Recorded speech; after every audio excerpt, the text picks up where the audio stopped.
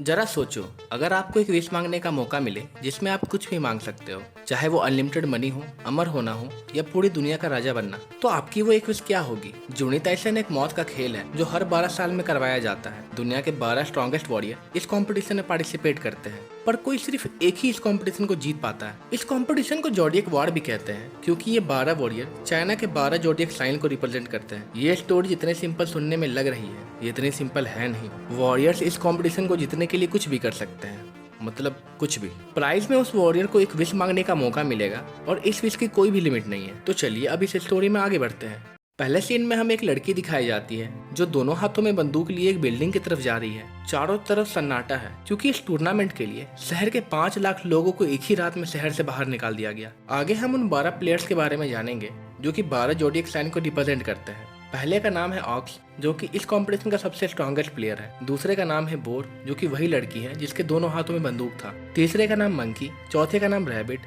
पांचवे का नाम स्नेक, छठे का नाम ड्रैगन, सातवें का नाम डॉग, आठवें का नाम चिकन, नौवें का नाम सीप, 10वें का नाम टाइगर, 11वें का नाम रैट और 12वें का नाम हॉर्स है। आगे हमें बोर का पास दिखाया जाता है जहां वो बचपन से ही जूनी ताइसन के लिए प्रैक्टिस कर रही होती है। उसकी एक छोटी बहन भी है जिसे जानवरों का शिकार करना बहुत पसंद है। अब आगे वो उस बिल्डिंग के टॉप फ्लोर पे पहुंच जाती है और वहां बाकी कॉम्पिटिटर भी प्रेजेंट है, पर उन 12 में से एक प्लेयर पहले ही मरा हुआ होता है जिसे रैबिट ने गेम शुरू होने से पहले ही मार दिया। इसी के साथ रेफरी की एंट्री होती है और वो उन्हें गेम के सारे रूल्स समझाता है। वो हर प्लेयर को ग्लास में रखे हुए ब्लैक डायमंड को निगलने को कहता है और सभी पार्टिसिपेंट उस ब्लैक डायमंड को निगल जाते हैं। रेफरी फिर बताता है कि ये ब्लैक डायमंड एक स्लो पॉइजन है जो कि 12 आवर्स में सबकी जान ले लेगा। सभी ये सुनकर सरप्राइज हो जाते हैं और रेफरी आगे का रूल समझाता है। इस ब्लैक डायमंड को 20 जूल्स भी कहते हैं और जो इन सारे ब्लैक डायमंड को जमा कर लेगा वो इस गेम का विनर कहलाएगा। विनर को प्राइज के रूप में एक विश मिलेगी और वो इस विश में कुछ भी मांग सकता है। अगले सीन में हम बोर का बचपन देखते हैं जहां उसके पिता, जिसने पिछले जूनी ताइसन के गेम को जीता था, वो अपनी छोटी बेटी को नेक्स्ट गेम के लिए चुनते हैं। पर यह सुनकर उसकी बड़ी बहन बहुत ही ज्यादा गुस्सा हो जाती है। उसने जूनी ताइसन की तैयारी बचपन से की थी और वो ये डिसाइड करती है कि वो अपनी छोटी बहन की जिंदगी डिस्ट्रॉय कर देगी। वो अपनी छोटी बहन को पर्सनल ट्रेनिंग देना शुरू कर देती है और लोगों को हमेशा मारते रहना सिखाती है। बार बार, हर बार, धीरे धीरे लोगों को मारते मारते उसकी छोटी बहन एक किलिंग मशीन बन चुकी है। धीरे धीरे वो इतनी साइको हो चुकी है कि वो अपनी दोस्तों को भी नहीं छोड़ती। वो अपने घर के सारे सर्वेंट को भी मार देती है और वो धीरे धीरे इतना पागल हो चुकी है कि वो एक दिन खुद की जान ले लेती है।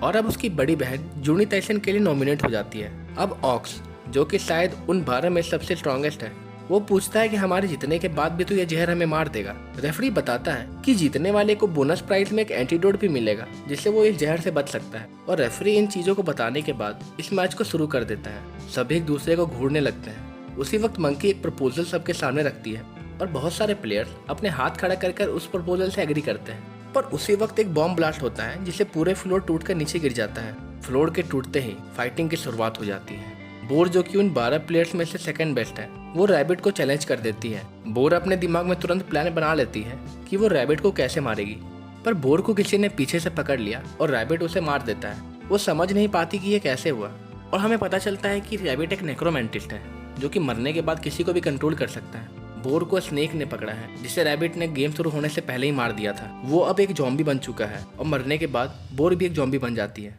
और एपिसोड 1 यहीं खत्म हो जाता है। अब हमें मंकी और रैबिट साथ में दिखाए जाते हैं। उन्होंने अलायंस बना लिया है और वो दोनों फाइट से बचने के लिए नाली में छुप जाते हैं। सीप भी शुरुआती लड़ाई से बचने के लिए कहीं दूर जाकर बैठ जाता है। सारे फाइटर्स शुरुआत में छुपना ही पसंद करेंगे क्योंकि ये सबसे अच्छी स्ट्रेटेजी है। जूनी ताइसन के लिए कोई भी बाउंड्रीज नहीं बनाई गई है। प्लेयर्स दुनिया के किसी भी कोने में जा सकते हैं। और ऐसे ही बोर के फादर, जिसने पिछले जूनी ताइसन को जीता था, वो भी एक ऐसे जगह चले गए थे जहाँ की पॉपुलेशन बहुत डेंस थी। लेकिन इस साल पॉइजन की वजह से इनके पास सिर्फ 12 आवर्स है और इस वजह से वो इस सिटी के बाहर जाने का तो नहीं सोचेंगे। टाइगर को रोड पे चलते चलते एक वाइन शॉप दिखती है और वो वहाँ चली जाती है। ऐसे ही सारे प्लेयर्स पूरे टाउन में फैल जाते हैं। डॉग एसी डक से निकलकर पार्किंग में छुप जाता है। डॉग वॉरियर एक स्पेशल वॉरियर होते हैं क्योंकि वो अपनी बॉडी से जहर बना सकते हैं और इस जहर से लोगों की कुछ ही सेकंड में मौत हो जाती है। डॉग को ब्लैक डायमंड ज्वेल देखकर पहले ही पता चल गया था कि ये किसी टाइप का पॉइजन है, इसलिए उसने 20 ज्वेल को निगलने से पहले ही उसने अपनी बॉडी में एंटीडोट बना लिया था। अब उसे पॉइजन की कोई भी टेंशन नहीं है। अब वो बस वेट करेगा सही टाइम आने का। अचानक वहाँ एक चिड़िया आने से वो एक्टिव हो जाता है और उसी वक्त वहाँ चिकन भी आ जाती है। अगले सीन में हम मंकी और रैबिट को एक साथ टनल में रेस्ट करता देखते हैं। डॉग और चिकन फेस टू फेस होते हैं, लेकिन चिकन वहाँ लड़ाई करने नहीं आई होती। वो डॉग के साथ टीम अप करना चाहती है और इसके लिए वो रिक्वेस्ट करती है। इसी के साथ वो बताती है कि रैबिट ने स्नेक के साथ बोर को भी मार दिया है और वो एक नेक्रोमेंटिस्ट है जो कि किसी को मारने के बाद ज़ॉम्बी बनाकर कंट्रोल करता है। डॉग उससे पूछता है कि ये सब तुम्हें कैसे पता। चिकन बताती है कि उसके पास एक एबिलिटी है जिससे वो हर बर्ड से बात कर सकती है और वो जो देख रहे हैं वो उसे भी देख सकती है। ऐसे ही उसने डॉग को भी खोजा है। ये सब सुनकर डॉग प्लान बनाता है कि अभी रियल प्रॉब्लम रैबिट है, क्योंकि वो एक नेक्रोमेंटिस्ट है, और वो चिकन के साथ ये सोचकर टीम अप कर लेता है कि वो तो वीक है और वो उसे कभी भी मार देगा। वो चिकन का यूज करके बाकी को एलिमिनेट करेगा और फिर वो उसे मार देगा। डॉग चिकन से पूछता है कि क्या तुम इन प्लेयर्स के बारे में कुछ जानती हो, क्योंकि मैं सिर्फ 5 प्लेयर्स को ही जानता हूँ और उनमें से ऑक्स सबसे ज्यादा स्ट्रॉन्गेस्ट है। तुम सोच भी नहीं सकती कि वो हर एक इंसान को खत्म कर देता है जो कि बैटलफील्ड में उसके सामने आता है, और उसे जीनियस ऑफ स्लॉटर भी कहते हैं। तात्सुमी ब्रदर्स ड्रैगन और स्नेक ट्विन ब्रदर्स हैं जो कि बहुत ही खतरनाक वॉरियर है, पर क्योंकि स्नेक शुरुआत में ही मारा गया है तो अब उनसे डरने की कोई जरूरत नहीं है। और अगर हम मंकी की बात करें तो वो एक पैसिफिस्ट है जो कि बड़े बड़े बैटलफील्ड में जाकर शांति समझौता करती है। वो लड़ाइयों को रुकवाने के लिए मीडियोकर बनती है और उसने इस वार को भी इसीलिए ज्वाइन किया क्योंकि वो इस वार को भी खत्म करना चाहती है। और अगर हम बात करें बोर की तो वो भी बहुत पावरफुल थी। वो अपनी एबिलिटी नन रिलोड का यूज करके किसी को भी मार सकती थी, पर क्योंकि वो अब मर चुकी है तो लकीली हमें उसे फेस नहीं करना पड़ेगा। अब डॉग चिकन से पूछता है कि क्या तुम किसी के बारे में जानती हो, तो चिकन कहती है कि वो किसी को नहीं जानती, उसने बस किसी किसी के बारे में कुछ र्यूमर्स सुने हैं। चिकन डॉग से पूछती है क्या तुम रैट के बारे में कुछ जानते हो।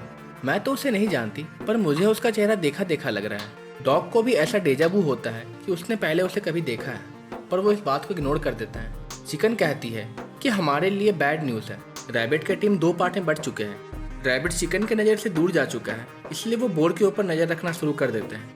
डॉग सोचता है कि चिकन बहुत ही कमज़ोर है, इसे थोड़ी पावर देनी होगी, और डॉग चिकन को अपना हाथ आगे करने के लिए कहता है। वो उसके हाथ में एक बाइट करता है और इससे वो चिकन के खून में एक ड्रग पहुंचा देता है जिसका नाम 1 मैन आर्मी है। इस ड्रग से चिकन पहले से कई ज़्यादा स्ट्रांग बन जाती है।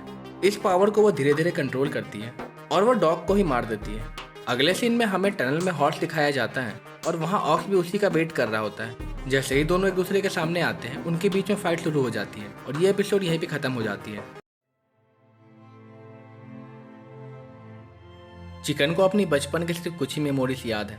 उसमें से ओल्डेस्ट ये है कि वो एक अपार्टमेंट के छोटे से रूम में है जहाँ चारों तरफ कचरे, खून और इंसानों की बॉडी पड़ी हुई है। सीन चेंज होता है। चिकन डॉग के बॉडी से ब्लैक ज्वेल निकाल लेती है और कहती है कि मुझे पहले से ही सबके बारे में बहुत कुछ पता है और मुझे तुम्हारे इस 1 मैन आर्मी ड्रग के बारे में भी बहुत कुछ पता था। उस ड्रग को लेने के बाद चिकन काफ़ी ज़्यादा स्ट्रांग बन चुकी है। फिर हमें उसका बचपन दिखाया जाता है जहाँ डॉक्टर्स चिकन के बॉडी पे बहुत सारे टेस्ट करते हैं और वो अपनी पिछली सारी यादें भूल चुकी हैं। उसके पास एक एबिलिटी है जिससे वो सारी चिड़ियों को कंट्रोल कर सकती है और जो भी चिड़िया देखते हैं वो उसे भी देख सकती हैं। ये सुनकर न्यूवा फैमिली उसे गोद ले लेते हैं और उसे वॉर्स में यूज़ करते हैं जहाँ चिकन को अपने दुश्मनों को मारना होता है। और ये करते करते चिकन के लिए किसी को मारना बहुत ही नॉर्मल हो चुका है। लोगों को मारते मारते अब वो एक स्ट्रांग वॉरियर बन चुकी है। आगे हम देखते हैं कि चिकन बोर पे बर्ड से अटैक करवाती है। हजारों बर्ड बोर पे टूट पड़ते हैं और बोर खुद को बचाने के लिए अपनी एबिलिटी नन रिलोड का यूज करती है, लेकिन बर्ड्स हजारों में होते हैं और वो बोर को मारकर खा जाते हैं। दूसरी तरफ ऑक्स और हॉर्स की लड़ाई चल रही होती है जिसमें ऑक्स बैक टू बैक अपनी तलवार से हमला कर रहा होता है। हॉर्स उन सारे हमले को अपनी एबिलिटी आयरन क्लैप से डिफेंड कर लेता है, लेकिन ऑक्स बहुत ही ज्यादा खतरनाक है। क्या हॉर्स उससे बच पाएगा? चिकन एक शॉप से कुछ स्नैक्स ले रही होती है और उसी बीच रैट भी वहाँ पहुँच जाता है। चिकन रैट से पूछती है कि सिटी में इतने सारे स्टोर्स हैं, पर तुम इसी स्टोर में क्यों आए? रैट जवाब देता है कि मैं तुम्हारे पीछे नहीं आया, मेरा यहाँ आने का सिर्फ एक रीजन है और वो है स्नैक्स। दोनों फिर एक दूसरे को अपना इंट्रोडक्शन देते हैं और फिर रैट चिकन को अपने पीछे आने को कहता है। चिकन उसके साथ टनल के अंदर चली जाती है और वो वहाँ डर रही होती है कि रैट उसके ऊपर अटैक ना कर दे, क्योंकि ये जगह रैट के लिए परफेक्ट है पर उसके लिए नहीं, क्योंकि वहाँ कोई भी बर्ड्स का सपोर्ट नहीं मिल सकता। दोनों फिर मंकी के पास चले जाते हैं और रैट वहाँ पहुँचकर फिर से सो जाता है। चिकन रैट को देखकर मन ही मन सोचती है कि मुझे ये इतना जाना पहचाना क्यों लग रहा है, क्या मैं इसे मिल चुकी हूँ? पर नहीं, शायद ये पॉइजन की वजह से ऐसा हो रहा होगा। मंकी चिकन से पूछती है कि जब मैंने पीसफुल प्रपोजल रखा था तुमने भी अपना हाथ खड़ा किया था, तुम मेरे बारे में कितना जानती हो? चिकन जवाब देती है कि मैं तुम्हें ज़्यादा नहीं जानती। इसीलिए वो एक दोनों को अपना इंट्रोडक्शन देते हैं। मंकी चिकन को उसके प्रपोजल को एक्सेप्ट करने के लिए थैंक यू कहती है और कहती है कि हम मिलकर इस पीसफुल अलायंस से काम करेंगे। ये सब सुनकर चिकन थोड़ा शॉक हो जाती है क्योंकि शुरुआत में उसे लगा था कि मंकी टेम्पोररी टीम चाहती है, पर शायद ये इस वॉर को पीसफुल एंड करना चाहती है। मंकी और रैट को रेस्ट करता देख चिकन सोचती है कि अच्छा मौका है इन दोनों को मार देने का।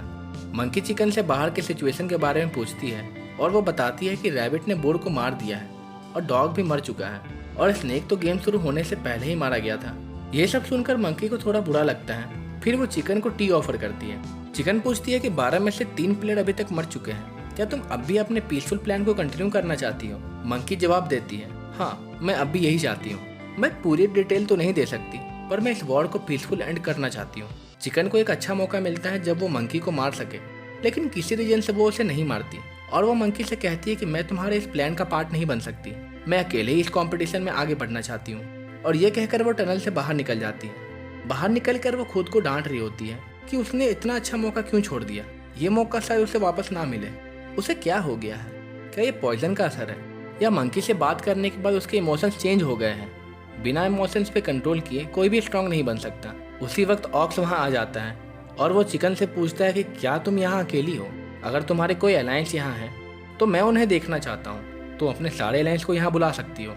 ऑक्स को देखकर ऐसा लगता है कि ऑक्स ने किसी वॉरियर को मार दिया है। चिकन उससे देखकर डर जाती है क्योंकि ऑक्स से लड़ाई करने का मतलब सुसाइड है और ऑक्स को ऐसे ही जीनियस ऑफ स्लॉटर नहीं कहते। चिकन ऑक्स से पूछती है, तुमने भी तो मंकी के प्रपोजल पे अपना हाथ खड़ा किया था, क्या तुम पीसफुली इस कंपटीशन को एंड नहीं करना चाहते? ऑक्स कहता है कि तुमने मंकी का नाम लिया, क्या मंकी आसपास ही है? ये सुनकर चिकन अपना हथियार आगे कर लेती है, जिससे ऑक्स को लगता है कि मंकी चिकन की नई दोस्त है और चिकन उसे बचाना चाहती है। और फिर ऑक्स उस पर अटैक कर देता है और एक ही वार में वो उसे मार देता है और ये एपिसोड यहीं पे खत्म हो जाती है। जूनी ताइसन एपिसोड 3 में हमने देखा ऑक्स ने चिकन को अपने तलवार से एक ही बार में मार दिया।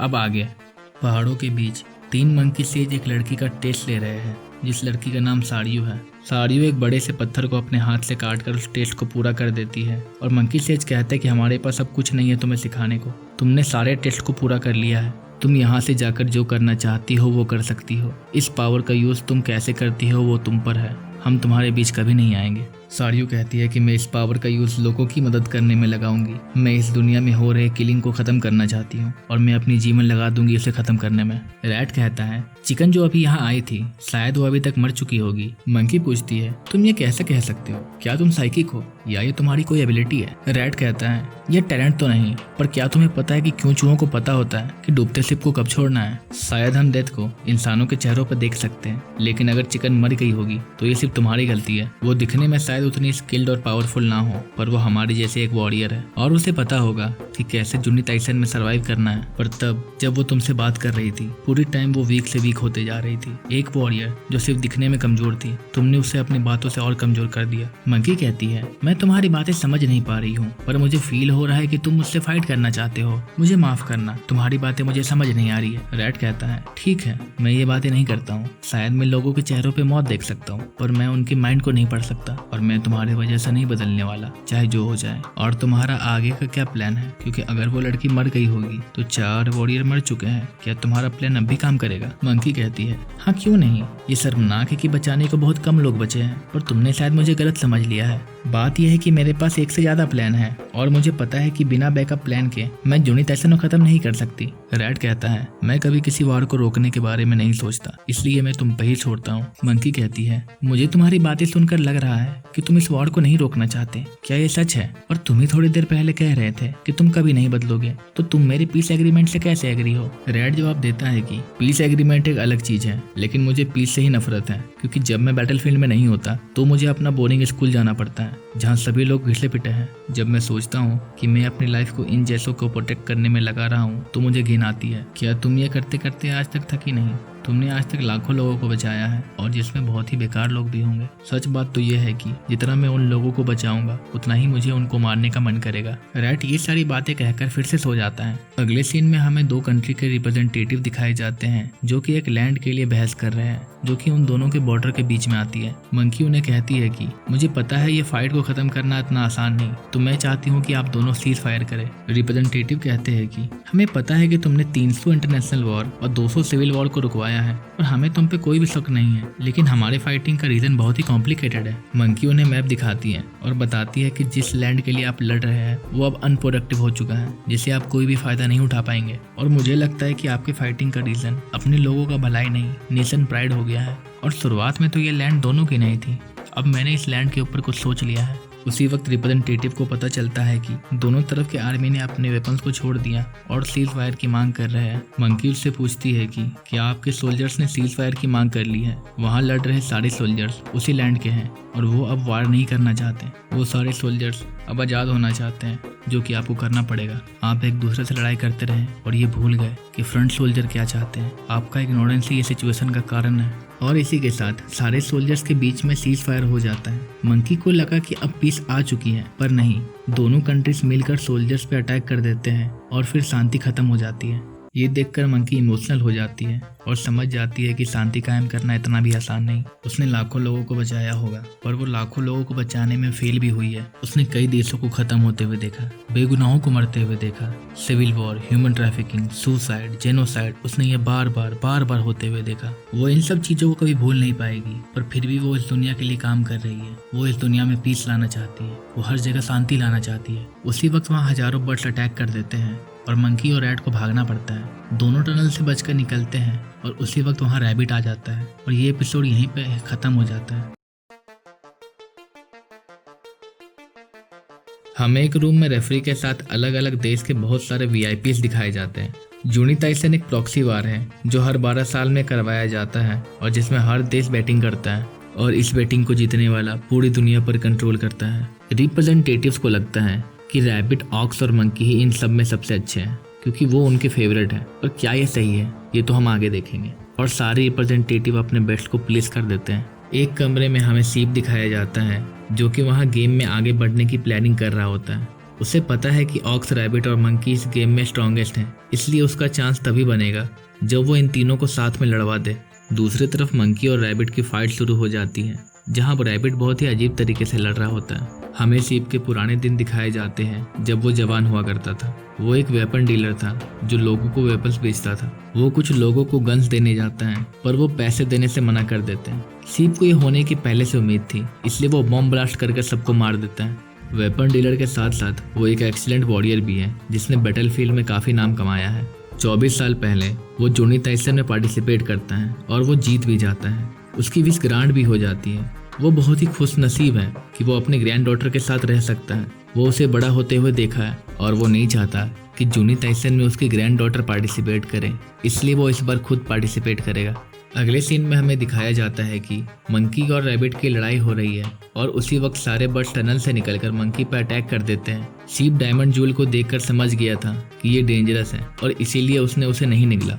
उसके पास इन सब वॉरियर से काफी ज्यादा नॉलेज है और शायद वो इस नॉलेज का यूज करके इस गेम को जीत भी सकता है। दूसरी तरफ हमें ऑक्स और हॉर्स की लड़ाई दिखाई जाती है। ऑक्स के बैक टू बैक अटैक करने से हॉर्स अपने आप को कमजोर समझने लगा है और वो ऑक्स से बहुत ज्यादा डर चुका है। हॉर्स समझ जाता है कि वो ऑक्स से नहीं जीत सकता, इसलिए वो उसे चकमा देके वहाँ से भाग जाता है। ऑक्स ने सीप के हाइडआउट को खोज लिया और वो वहाँ चला गया, पर उसी वक्त वहाँ एक बॉम्ब ब्लास्ट हो गया। सीप समझ गया था कि ऑक्स उसे खोज लेगा, इसलिए ये प्लान उसने पहले ही बना लिया था और वो सही वक्त में वहाँ से निकल गया। ये बॉम्ब ब्लास्ट ऑक्स को मार तो नहीं सकता, पर शायद वो उसे धीरे कर देगा। दूसरी तरफ मंकी हजारों बर्ड से लड़ रही है और ये देखकर रैबिट बहुत ही अजीब तरीके से मुस्कुरा रहा है। रैट स्नेक की बॉडी से बच रहा है जो कि अब एक ज़ॉम्बी बन चुका है। उसके सेंस बहुत ज्यादा स्ट्रांग है। वो छोटी छोटी वाइब्रेशंस को फील कर सकता है। मरने के बाद भी वो बहुत खतरनाक है। दोनों जगह फाइट शुरू हो गई है। रैट स्नेक से लड़ रहा है और मंकी रैबिट से। सीप छुपते हुए पहाड़ की तरफ चला जाता है और उसे वहाँ टाइगर दिखाई देती है। टाइगर नशे में वहाँ पड़ी हुई है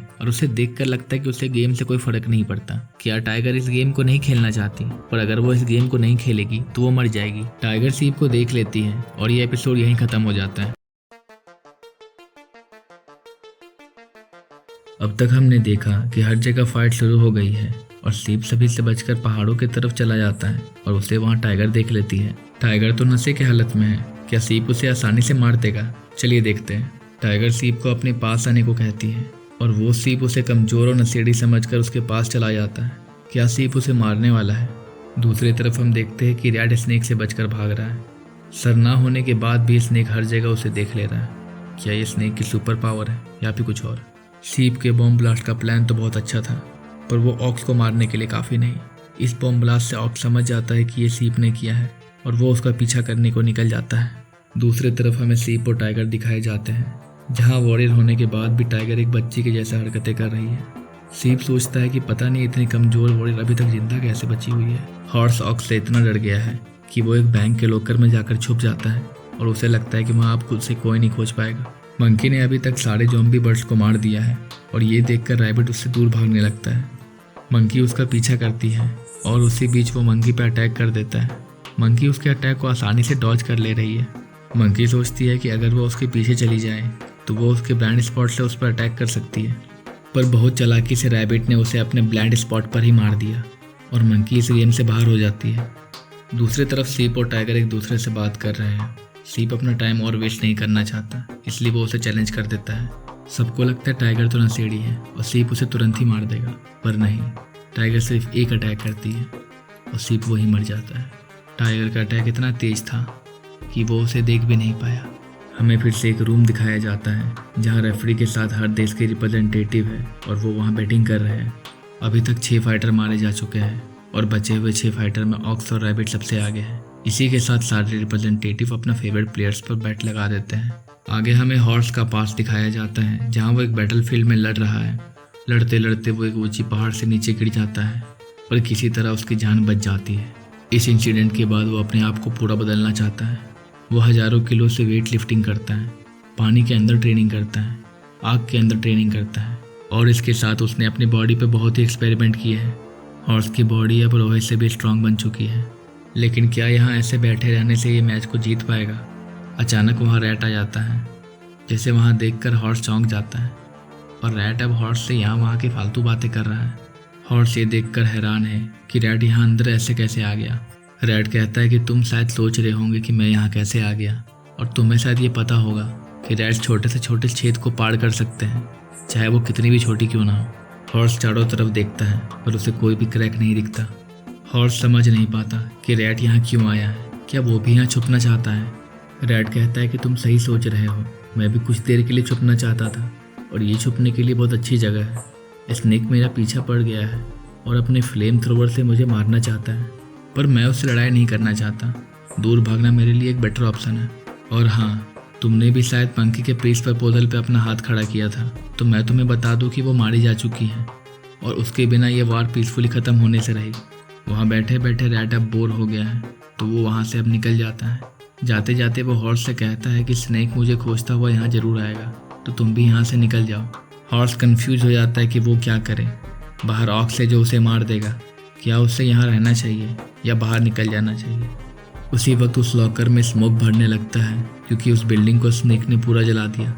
उसकी बॉडी आग को तो झेल सकती है पर वो स्मोक को नहीं झेल सकता।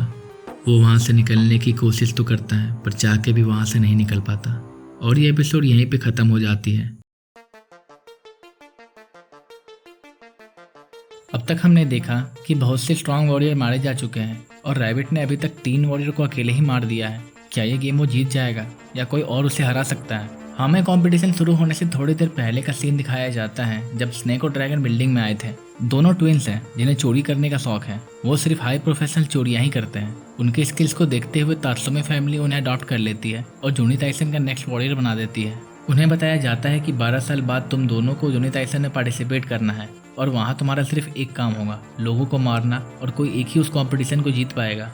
ये सुनकर वो समझ जाते हैं कि कंपटीशन के एंड में उन्हें एक दूसरे से लड़ाई करनी होगी। आगे हम देखते हैं कि वो फिर से एक चोरी कर रहे हैं, पर ये चोरी थोड़ी स्पेशल है क्योंकि वो एक अंडरवर्ल्ड के डॉन का सामान चुरा रहे हैं। स्नेक सबसे कीमती चीज को चुरा लेता है और गुंडे उसके पीछे पड़ जाते हैं, पर वो उनसे नहीं डरता क्योंकि वो बहुत ही स्ट्रांग है। स्नेक वहाँ पेट्रोल कैन को गिरा देता है और कहता है कि क्या तुम्हें मुझसे कोई दिक्कत है, तुम यहाँ से निकल जाओ वरना मैं इसे जला दूंगा। गुंडों को लगता है कि वो झूठ बोल रहा है, वो आग नहीं लगाएगा क्योंकि आग लगाने से वो भी मर जाएगा।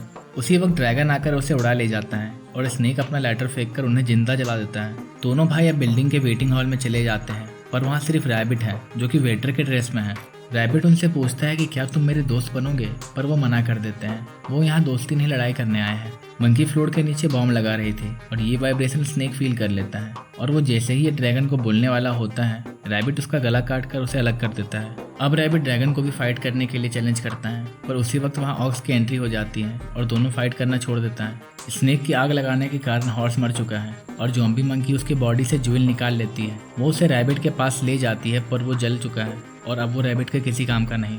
ज़ॉम्बी स्नेक अभी भी रैड को खोज रहा है और उसी बीच उसके सामने टाइगर आ जाती है। टाइगर उसे देखकर मजाक में कहती है, तुम्हारा सर कहाँ गया, क्या तुम उसे कहीं भूल गए हो। टाइगर को याद आ जाता है कि ये तो वही है जो मैच की शुरुआत में ही मर गया था और स्नेक उस पर अटैक कर देता है। ये देखकर टाइगर अब गुस्सा हो चुकी है और वो अटैक पोजीशन ले लेती है। टाइगर अटैक करके स्नेक का राइट हैंड काट देती है और उसके फ्यूल टैंक को ले लेती है। उसे लगता है कि टैंक में दारू है और ये सोचकर वो पूरा फ्यूल पी जाती है। स्नेक ने भी अब अटैक पोजीशन ले लिया है। टाइगर अचानक सोचती है कि वो इससे क्यों लड़ रही है, ये तो पहले से मरा हुआ है, और ये सोचकर वो वापस मुड़ जाती है। रैबिट ने स्नेक को ऑर्डर दिया था कि वो रैट को मारे और अगर उसके बीच में कोई भी आता है तो उसे भी मार दे। उसी वक्त ऑक्स वहां आ जाता है और वो स्नेक का दूसरा हाथ भी काट देता है। टाइगर ऑक्स को देखकर गुस्सा हो जाती है और वो उसे चैलेंज कर देती है, पर उनका फाइट शुरू होने से पहले ही स्नेक के दोनों कटे हुए हाथ टाइगर और ऑक्स के गर्दन को जकड़ लेते हैं। स्नेक भले ही मर चुका है, पर उसके हाथों में बहुत ताकत है। अगर ये ऐसा ही चलता रहा तो दोनों मर जाएंगे। ऑक्स देखता है कि टाइगर के मुंह से फ्यूल निकल रहा है, जो कि उसने दारू समझकर पी लिया था। ये देखकर वो प्लान बनाता है और टाइगर को टेम्पोररी अलायंस बनाने को कहता है। ऑक्स कहता है कि हम एक दूसरे की मदद कर सकते हैं और इससे बचने के बाद हम अपना फाइट भी कंप्लीट कर सकते हैं, और ये सुनकर टाइगर उसकी बात को मान लेती है। ऑक्स अपनी तलवार टाइगर की तरफ फेंकता है और टाइगर के मुंह से निकलने वाले फ्यूल में आग लग जाता है और टाइगर जलने लगती है। क्या ये ऑक्स की एक चाल थी ताकि टाइगर से बिना लड़े उसे मारा जा सके? और ये एपिसोड यहीं खत्म हो जाता है। अब तक हमने देखा कि ऑक्स और टाइगर के बीच में लड़ाई होने वाली होती है, पर उसी वक्त स्नेक्स का कटा हुआ हाथ उन दोनों की गर्दन को जकड़ लेता है। इससे बचने के लिए ऑक्स टाइगर को टेम्पोररी अलायंस बनाने को कहता है और टाइगर के हाँ कहने पर ऑक्स अपना तलवार टाइगर की तरफ फेंक देता है, जिसके निकले हुए चिंगारे से टाइगर के सर पर आग लग जाता है। अब आगे अगले सीन में हमें ड्रैगन दिखाया जाता है, जो कि एक कोर्ट में खड़ा है। ड्रैगन और स्नेक दोनों भाइयों पर वॉरियर कोड ना फॉलो करने का इल्जाम लगता है। वकील जज से कहता है कि इन दोनों ने बहुत समय से वॉरियर कोड को फॉलो नहीं किया है, इसके लिए इन्हें पनिश किया जाए। जज ड्रैगन से पूछता है कि यहाँ सिर्फ तुम क्यों हो, तुम्हारा भाई स्नेक कहाँ है। ड्रैगन जज को बताता है कि वो थोड़ा बीमार है, इसके लिए वो यहाँ नहीं आ सकता, उसके बदले सारा आंसर्स मैं दूंगा। हमें 1 साल पहले का सीन दिखाया जाता है, जहाँ कोई गलत दवाई देने के कारण एक पेशेंट बहुत ही चिल्ला रहा है। असल में वो एक रिसर्च फैसिलिटी है जहाँ नई दवाइयों का टेस्ट होता है। एक लड़का अपने भाई की आंखों के बारे में पूछ रहा होता है और डॉक्टर कहते हैं कि हाँ ये ठीक तो हो जाएगा। डॉक्टर उससे बताता है कि तुम्हारे भाई की बीमारी बहुत ही ट्रिकी है, इसे सॉल्व करने में थोड़ा समय लग सकता है। वहीं खड़ा चेयरमैन ड्रैगन को बताता है कि ये हमारी दवाइयों का ही असर है, जिसके कारण इसकी आंखों की रोशनी चली गई है। वो आदमी इस रिसर्च फैसिलिटी का हेड है जिसने ड्रैगन को हायर किया है। कुछ लोग वहाँ ब्लैक कार से पहुँचते हैं और उसी कार में स्नेक भी है। असल में उन दोनों भाइयों का प्लान उन्हें लूटना है। उसी वक्त दोनों लीडर्स के बीच में लड़ाई हो जाती है और वो दोनों अपने वॉरियर को बुलाते हैं, पर ये देखकर सब कोई हैरान है कि ये दोनों तो ट्विंस हैं, और वो अपने अपोजिट लीडर और उनके आदमियों पर अटैक कर देते हैं। दोनों लीडर वहाँ से बचकर अपने लॉकर में भाग जाते हैं और दोनों भाई यहाँ भी आ जाते हैं। लीडर्स ये समझ चुके हैं कि ये इन दोनों भाइयों का प्लान था और उन दोनों को मारकर वो सारे पैसे लेकर वहाँ से भाग जाते हैं। लॉयर ये सारे इंजाम उन दोनों भाइयों पर लगाता है। वो कहते हैं उन्होंने जो किया वो सही किया, क्योंकि उन्होंने अपने क्लाइंट का ऑर्डर ही माना है। उन्हें जो मिशन दिया गया था उन्होंने उसी को कंप्लीट किया है। तात्सुमी फैमिली ने इनके लिए बहुत सारे डॉक्यूमेंट जमा किए हैं और उनमें ये है कि उन्होंने बहुत अच्छे काम किए हैं। उन्होंने एक डिक्टेटर से पैसा लूटकर गरीब लोगों में बांट दिया और एक इलीगल कैसीनो से पैसा लूटकर उन्होंने गरीब बच्चों में बांट दिए, और पिछले केस में जिन बच्चों का आंख उनके दवाइयों के कारण चला गया था उन्होंने उनका भी हेल्प किया है। पर यह पूरी सच्चाई नहीं। उन्होंने जब भी ये किया बहुत सारे लोगों की मौत हुई है, पर कोर्ट उसे निर्दोष समझकर छोड़ देता है। अगले सीन में देखते हैं कि स्नेक की कमजोरी आग थी और आग लगने के कारण उसका हाथ जल चुका है, जिसके कारण टाइगर अब छूट चुकी है। उसी आग का यूज कर ऑक्स भी अब उसके हाथों से छूट गया और ये सब ड्रैगन आसमान से देख रहा है। क्या ड्रैगन कुछ अलग प्लान कर रहा है? इसे जानने के लिए आप हमारे चैनल को सब्सक्राइब करें, और अगर आपको ये वीडियो अच्छा लगा हो तो इस वीडियो को लाइक करें।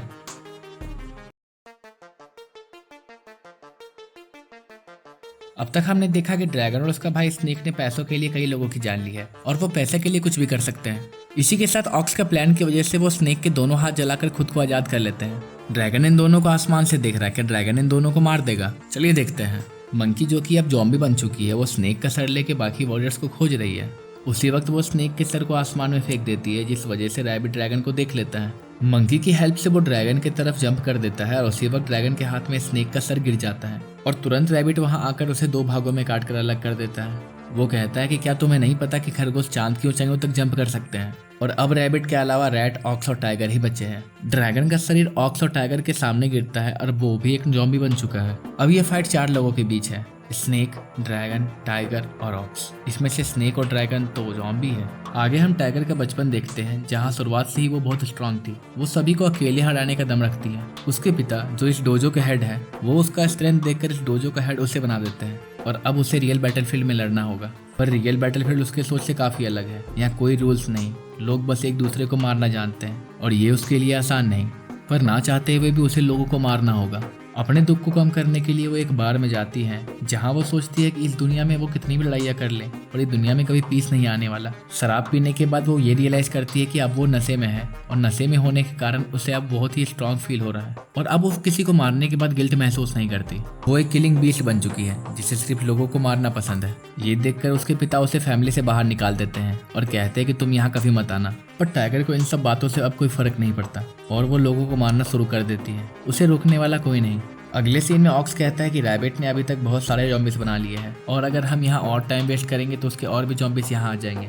ऑक्स टाइगर से इन्हें हराने के लिए प्लान बनाने को कहता है, पर टाइगर के पास सिर्फ डंकन फिस्ट की एबिलिटी है, जो कि वो नशे में यूज करती है। ऑक्स कहता है कि मेरा भी कुछ ऐसा ही सिचुएशन है। मैं प्लान बनाने में एक्सपर्ट तो नहीं, पर हमें इन्हें हराने के लिए कुछ न कुछ सोचना होगा। हमें कोई स्ट्रैटेजी इनके लिए सोचनी होगी।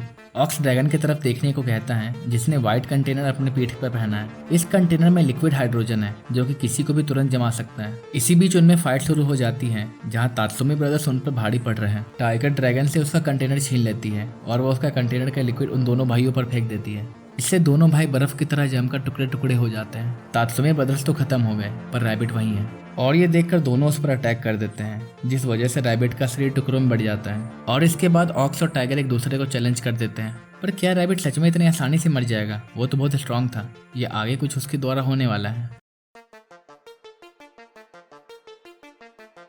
अब तक हमने देखा कि कैसे ऑक्स और टाइगर ने मिलकर ड्रैगन और स्नेक को मार दिया। जैसे वो दोनों मरते हैं, उसी वक्त रैबिट वहां पहुंच जाता है और वो भी इन दोनों के हाथों मारा जाता है। रैबिट बहुत स्ट्रांग वॉरियर है, क्या वो इतनी आसानी से मर जाएगा या इसके पीछे कोई चाल है? चलिए देखते हैं। ऑक्स और टाइगर के बीच में टेम्पोररी अलायंस थी, वो अब खत्म हो चुकी है और अब इन दोनों के बीच में एक डुअल होगा। अगले सीन में हमें दिखाया जाता है कि टाइगर एक बैटलफील्ड में अकेले है और उसे चारों तरफ से सोल्जर्स ने घेर लिया है और उसी वक्त ऑक्स वहां आकर उन पर अटैक कर देता है। सोल्जर्स ये देख के उसके ऊपर एक बॉम्ब फोड़ देते हैं, पर वो इतनी आसानी से मरने वाला नहीं। वो उस बॉम्ब से बच जाता है और एक एक करके सारे सोल्जर्स को मार देता है। ये देखकर टाइगर थोड़ी हैरान है। दूर लेटा स्नाइपर भी उस पर निशाना लगाता है, पर ऑक्स उन्हें भी जाकर मार देता है। ऑक्स टाइगर की तरफ जाता है और उसे लगता है कि एक बच्ची है जो वॉर में खो गई है, पर उसे नहीं पता कि ये एक वॉरियर है। ऑक्स टाइगर से कहता है कि तुम्हें घबराने की कोई ज़रूरत नहीं है, अब मैं यहाँ हूँ और मैंने सभी को मार दिया है, तुम अब सेफ हो, मैं तुम्हें किसी सेफ जगह पर ले जाता हूँ। टाइगर सोचती है, क्या ये मुझे सिविलियन समझ रहा है? पर मैं तो एक वॉरियर हूँ, क्या मैं सिविलियन के जैसा दिख रही हूँ? टाइगर ऑक्स से एक सवाल पूछती है कि कैसे तुम बिना डरे, बिना किसी गलती के, बिना किसी हिचकिचाहट के इन्हें मार देते हो? क्या इन सब के बिना इन्हें मारना पॉसिबल है? ऑक्स से ये सवाल आज तक किसी ने नहीं पूछा। ऑक्स कहता है कि इसके बहुत सारे फैक्टर्स हैं। पहला, मैं सही चीज करना चाहता हूँ। दूसरा, मैं सही चीज कर देता हूँ, और बस इतना ही। ये सुनकर टाइगर और भी कंफ्यूज हो जाती है। ऑक्स कहता है, मेरे बात का मतलब तुम तब तक नहीं समझ पाओगी जब तक तुमने वो किया ना हो। इंसान अपनी जिंदगी में बहुत गलतियां करते हैं और ये गलती करते करते वो इविल बन जाते हैं। आगे चल के उन्हें पता चल जाता है कि वो गलत रास्ता है, फिर भी वो रास्ते को वो नहीं छोड़ते, वो उसी में आगे बढ़ने लगते हैं। सच बताओ तो मैं बिना सोचे ये सब करता हूँ। मैं ये नहीं सोचता कि क्या सही है और क्या गलत। मुझे जो सही लगता है मैं वो कर देता हूँ। मुझे पता है कि जो मैं कर रहा हूँ वो सही है, इसलिए मुझे डर नहीं लगता। अगर तुम्हारी चाहत सही हो तो तुम्हें फर्क नहीं पड़ेगा कि तुम सही हो या गलत, तुम हमेशा सही को ही चुनोगी। तुम कुछ तब तक सही नहीं कर सकती जब तक तुम वो करना नहीं चाहती हो। हर सही इंसान जो जीवन में सही कर रहा है वो ये करना चाहता है, इसलिए वो कर रहा है। फिर ऑक्स टाइगर को अपने कंधे में बैठाकर उसे एक सेफ जगह में पहुंचा देता है। ऑक्स की बातों को टाइगर अब समझ चुकी है। टाइगर उसे कुछ देर रुकने के लिए कहती है, पर ऑक्स नहीं रुक सकता, उसे और भी बच्चों की जान बचानी है। और ऑक्स निकलते हुए टाइगर से कहता है कि तुम बैटलफील्ड से दूर रहना और मैं ये प्रे करूंगा कि तुम किसी और इंसान को मरता ना देखो। और ये सब कहकर ऑक्स वहां से चला जाता है। टाइगर को लगता है कि हम दोनों ही वॉरियर हैं, पर हम दोनों बहुत अलग हैं। टाइगर को अपनी जिंदगी में पहली बार एक गोल दिखता है वो कुछ ऐसा बनना चाहती है कि जब वो अगली बार ऑक्स से मिले तो ऑक्स उसे एक्नॉलेज करे, पर वो प्रे करती है कि कभी वो एक दूसरे को ना मिले। ऑक्स की बातों ने उसे बहुत ही बदल दिया है। टाइगर अपने आप को समझना चाहती है और वो खुद को समझ रही है। वो समझना चाहती है कि वो आगे क्या करेगी और वो उसके लिए आगे बढ़ना चाहती है। उसे पता चलता है कि ऑक्स का असली नाम ऊसी है। उसे पता है कि कहीं ना कहीं वो बैटलफील्ड में उससे मिलेगी, पर दुनिया बहुत बड़ी है। पर उस दिन के बाद वो आज तक ऑक्स से नहीं मिली। क्या वो उससे मिल पाएगी? टाइगर के पिता टाइगर को सुधरता देखकर फैमिली में वापस ले लेते हैं और उसे जूनी टाइसन के लिए भेज देते हैं। वो वहां जाते ही ऑक्स को देख लेती है, पर ऑक्स उसे नहीं पहचानता। इसी वजह से वो गुस्से से भरी हुई है और वो ऑक्स से लड़ना चाहती है। पर अचानक रैबिट का कटा हुआ हाथ ऑक्स पर अटैक कर देता है और उससे बचाने के लिए टाइगर अपने पीठ पर उसका चाकू ले लेती है। रैबिट का चाकू उसका आर पार हो गया। क्या वो अब बच पाएगी?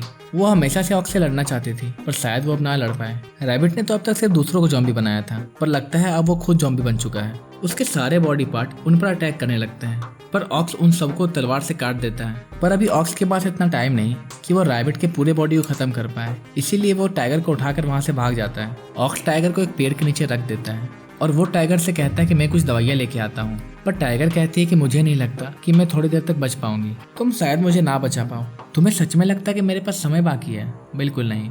ये सुनकर ऑक्स उसे याद दिलाता है कि हमारा डुएल अभी बाकी है। जो चैलेंज तुमने मुझे किया उसका क्या? टाइगर कहती है कि मैं अपने चैलेंज को वापस लेती हूँ और मैं चाहती हूँ कि तुम मुझे मार दो, क्योंकि अगर मैं रैबिट के हाथों मरी तो मैं जॉम्बी बन जाऊंगी। टाइगर की बहुत सारी बातें सुनने के बाद ऑक्स इस बात पर राजी हो जाता है और ऑक्स टाइगर को खुद से मार देता है। अब आगे क्या होगा? क्या ऑक्स रैबिट को हरा पाएगा या रैबिट उसे भी जॉम्बी बना देगा? जैसा कि हमने अब तक देखा, रैबिट ऑक्स पर अटैक कर देता है और उसे बचाने के लिए टाइगर खुद पर अटैक ले लेती है। रैबिट से बचने के लिए ऑक्स टाइगर को उठाकर वहां से दूर भाग जाता है, पर टाइगर का अब जिंदा बच पाना बहुत ही मुश्किल है। इसलिए टाइगर ऑक्स को उसे मार देने के लिए कहती है, नहीं तो वो भी एक जॉम्बी बन जाएगी। ऑक्स इस बात को समझकर उसे मार देता है। अब आगे ऑक्स टाइगर को मारा देखकर बहुत ही सेंटिमेंटल हो रहा है। वो ये बात समझ नहीं पा रहा कि टाइगर के मरने से वो इतना इमोशनल क्यों है। ये पहली बार तो नहीं जब उसने किसी को मरता देखा है।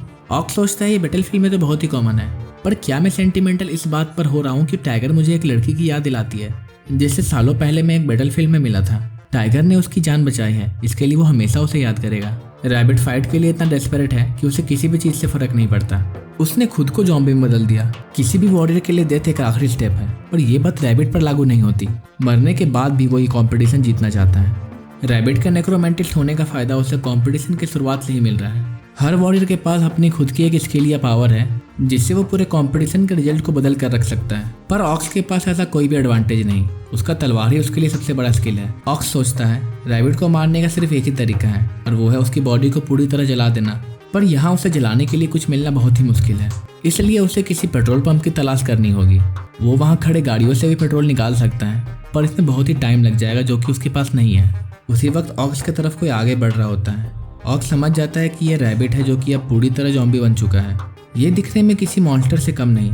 रैबिट के वहाँ आते ही दोनों के बीच में फाइट शुरू हो जाती है और उसे हराने के लिए ऑक्स अपने दिमाग में प्लान बना रहा होता है। ऑक्स सबसे पहले उसे छोटे छोटे पीसेस में काट देगा जिससे उसे कुछ वक्त मिल जाएगा और इतने देर में वो पेट्रोल जमा करके उसे जला सकता है। ऑक्स रैबिट के दोनों हाथ पैर काट देता है, पर उसी बीच रैबिट के बॉडी से मंकी बाहर आ जाती है। जब रैबिट खुद के बॉडी को वापस जोड़ रहा था तभी उसने मंकी को अपने अंदर छुपा लिया। ऑक्स अब मंकी के चंगुल में फंस चुका है और रैबिट की बॉडी भी अब जुड़ रही है। वो सोचता है कि अगर वो अभी मारा गया तो ऐसा कौन सा वॉरियर बचा है जो रैबिट को मारने का दम रखता है, और तभी रैट वहां चलकर उनके सामने आ जाता है। ऑक्स समझ नहीं पाता कि रैट इस वक्त यहाँ क्यों है, और रैट बताता है कि वो सीप की बॉडी को ढूंढ रहा था जिसके पास एक पावरफुल बॉम्ब है। ऑक्स सोचता है कि रैबिट अभी अपने बॉडी को जोड़ रहा है, मंकी उसे रोके हुई है, तो वो तीनों अभी रैट से फाइट करने के पोजीशन में नहीं है। इसका मतलब रैट इसी वक्त का इंतजार कर रहा था और हमारे मरने के बाद वो पूरे टूर्नामेंट को जीत जाएगा। इसकी टाइमिंग परफेक्ट है। हम रैबिट को इतिहास का सबसे इविल विलन या फिर एक चीटर भी कह सकते हैं, पर इससे कुछ फर्क नहीं पड़ता।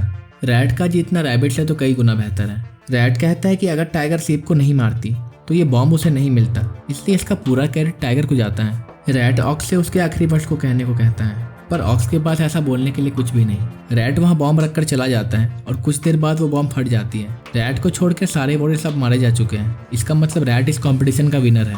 रैट अब रेफरी के साथ है और उसे पॉइजन के लिए एंटीडोट मिल चुका है।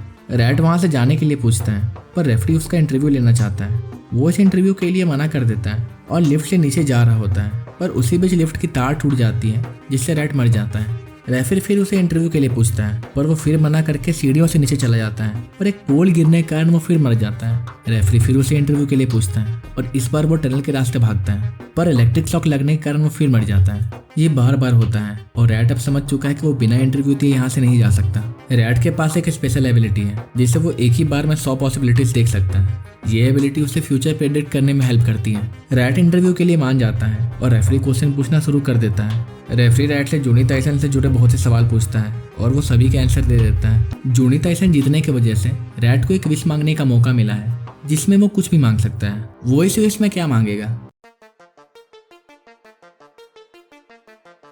अब तक हमने देखा कि रैट कंपटीशन को जीत जाता है और रेफरी उसका इंटरव्यू लेना चाहता है। रैट के पास एक स्पेशल एबिलिटी है जिससे वो एक ही टाइम पर 100 पॉसिबिलिटीज देख सकता है। इस एबिलिटी के हेल्प से वो फ्यूचर के बारे में पता कर सकता है।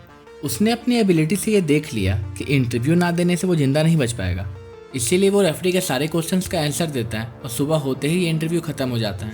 विनिंग प्राइज में रैट को एक विश मांगने का मौका मिला है जिसमें वो कुछ भी मांग सकता है, इसका कोई भी लिमिट नहीं। अब आगे कंपटीशन खत्म होने के बाद रैट अब अपने नॉर्मल रूटीन से चलता है। सुबह वो अपना स्कूल जाता है पर वहाँ उसे कोई भी पसंद नहीं करता और ना ही वो उन्हें। रैट अपने क्लास की एक लड़की से पूछता है कि अगर तुम्हारे पास एक विश मांगने का मौका हो तो तुम क्या मांगोगी। उसकी विश यह है कि वो सभी को खुश देखना चाहती है। इस तरह वो उसके साथ साथ बहुत से लोगों की विश भी पूरी कर देगी। पर यह विश रैट के लिए बेकार है क्योंकि वो नहीं चाहता कि लोग खुश हो जिन्हें वो नफरत करता है, जैसे कि उसके क्लासमेट। रैट सोचता है कि अगर हम कंपटीशन के सबसे स्ट्रॉन्गेस्ट पार्टिसिपेंट रैबिट के विश के बारे में सोचें तो वो एक बुरे सपने से कम तो नहीं होगा। वो शायद पूरे यूनिवर्स से जिंदगी ही खत्म कर दें। और अगर मंकी की बात की जाए तो वो इस दुनिया में पीस चाहती थी और उसके बिना रैट कभी जूनी टाइसन को नहीं जीत पाता। क्या उसे मंकी को वापस जिंदा कर लेना चाहिए, पर उसे सिर्फ इसलिए जिंदा करना क्योंकि वो पीस चाहती थी? क्या ये सही है? क्या उसे हर पार्टिसिपेंट को जिंदा कर देना चाहिए? पर उनमें से कुछ ऐसे भी होंगे जो जिंदा नहीं होना चाहते। और इसके अलावा वो कौन होता है जिंदगी और मौत का डिसीजन लेने वाला? उन्हें वापस जिंदा करने का मतलब भी क्या है? क्या वो चाहता है कि सब उसे मिलकर थैंक यू बोले? पर ये तो कभी होने भी नहीं वाला। असल में रैट उन्हें कभी देखना भी नहीं चाहता। रैट अब खुद के लिए भी सोचता है। क्या उसे गुड हेल्थ मांग लेना चाहिए? क्योंकि सीप ने भी कहा था इटर्नल यूथ सबसे बढ़िया विश हो सकता है, लेकिन अमर होना किसी शराब से कम नहीं। जब रैट अपने एबिलिटी का यूज करके फ्यूचर प्रेडिक्ट कर रहा था तब उसने सभी वॉरियर से बात की। ये तो पता नहीं कि उन्होंने सच कहा या झूठ, लेकिन वो अपने विश को लेके बहुत क्लियर थे। चिकन विश में अपना सेल्फ कॉन्फिडेंस बढ़ाना चाहती है क्योंकि आज तक उसने सिर्फ ऑर्डर्स फॉलो किए हैं। वो चाहती है कि वो खुद के नज़र से सही गलत को देखे और बिना ऑर्डर्स के कुछ काम करे। उसके लाइफ में वो जो चाहती है वो उसे पूरा करे। हॉर्स को विश में टैलेंट चाहिए। वो बहुत ही स्ट्रांग है पर वो मरने से ज़्यादा हारने से डरता है। वो अपने आप को दूसरों से बहुत ही कमज़ोर समझता है, इसीलिए उसे टैलेंट की ज़रूरत है। रैट के पास ऑप्शन बढ़ते जा रहे हैं जिससे वो और ज़्यादा कंफ्यूज हो रहा है। क्या उसे अपनी एबिलिटी को 100 गुना और स्ट्रांग कर लेना चाहिए? क्योंकि इसी एबिलिटी के चलते वो जूनी टाइसन को जीत पाया। इस एबिलिटी के बिना वो टूर्नामेंट में सर्वाइव भी नहीं कर पाता। पर हर बार जब वो फ्यूचर पॉसिबिलिटीज़ को सोचता है तो वो उस मोमेंट को फील कर रहा होता है जो कि उसे बहुत ही इफेक्ट करती है। वो 100 बार अपने फ्यूचर पॉसिबिलिटी से मारा गया जिसका दर्द उसे अभी भी है और वो उसके पास एक ट्रॉमा जैसा है। सभी के लिए एक भूला हुआ सपना की तरह है। सबको ये महसूस तो होता है कि कहीं ना कहीं वो रैट को जानते हैं पर उन्हें रैट की कोई भी बातें या कुछ भी याद नहीं। वो इसे एक डेजा वू की तरह फील करते हैं पर ये सारी चीज़ें रैट की मेमोरी में फिक्स हो गई है। डॉग जो कि दिखने में बहुत ही खतरनाक था, उसके पास एक बेटी है जिसे वो गोद ले रखा है। वो स्कूल में काम करता है ताकि वो उसकी देखभाल कर सके। वो हमेशा उसका ख्याल रखना चाहता है। ड्रैगन और स्नेक को ढेर सारे पैसे चाहिए और ये उन्हें भी पता है कि मनी की कुछ भी वैल्यू नहीं। वो दोनों जूनी टाइसन को एक नॉर्मल गेम की तरह खेल रहे हैं और उन्हें विश में कुछ भी नहीं चाहिए। रैबिट की विश ये है कि वो दुनिया में सभी को अपना दोस्त बनाना चाहता है। रैट ने सबके विश सुन लिए हैं और ये विश बढ़ते ही जा रहे हैं। उसके पास जूनी टाइसन में फाइट करने का सही रीज़न नहीं था और ना ही उसके पास जिंदा रहने का है। रैट ने 99 विशेस को सोच कर रखा है पर वो हर विश को लेकर कंफ्यूज है। अब अपना विश बताने का समय आ गया है। रेफरी रैट से कहता है कि तुम चाहो तो 100 विश पूरे कर सकते हो, पर जितना मुझे पता है कि 100 विश पूरा करने के बाद भी तुम्हारी इच्छा कभी खत्म नहीं होगी। रैट विश के बारे में सोचते सोचते बहुत ही फ्रस्ट्रेट हो गया है और वो रोते रोते रेफरी से कहता है कि मैं चाहता हूँ कि मैं सभी कुछ भूल जाऊँ। मैं कुछ भी याद नहीं रखना चाहता, ना ही ये कि मुझे ये विश मांगने का मौका मिला था। रेफरी उसके विश को पूरा कर देता है और अब रैट एक नॉर्मल जीवन जीता है। और इसी के साथ ये एनिमे जूनी टाइसन यहीं पे ख़त्म होती है। अगर आपको हमारा ये एक्सप्लेनेशन अच्छा लगा हो तो इस वीडियो पे लाइक और कमेंट करें और ऐसे और भी एनिमे एक्सप्लेनेशन के लिए इस चैनल को सब्सक्राइब करें।